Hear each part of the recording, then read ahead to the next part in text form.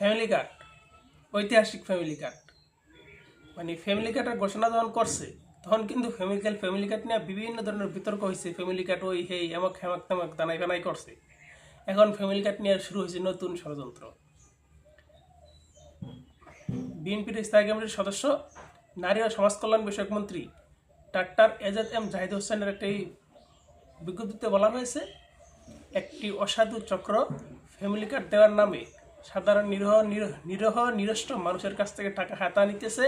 অতএব এদেরকে আইন শৃঙ্খলা বাহিনীর হাতে তুলে দেন। আমরা ফ্যামিলি কার্ড দিব সম্পূর্ণ ফ্রিতে, কোনো প্রতারণায় পড়ে টাকার বিনিময়ে ফ্যামিলি কার্ড কিনা লাগবে না। অতএব সারা দেশবাসীকে আমি বলবো, এই যে ডক্টর জাহিদ হোসেনের বিজ্ঞপ্তিটা, এটা আমার ইনবক্সে দেওয়া থাকবে, এখানে আপনারা দেখে নেবেন। কমেন্ট বক্সে হুবহু কপিটা দেওয়া থাকবে আর কি, আপনারা দেখে নেবেন। আপনারা ফ্যামিলি কার্ড, কৃষি কার্ড এগুলো সম্পূর্ণ ফ্রিতে দেওয়া হবে।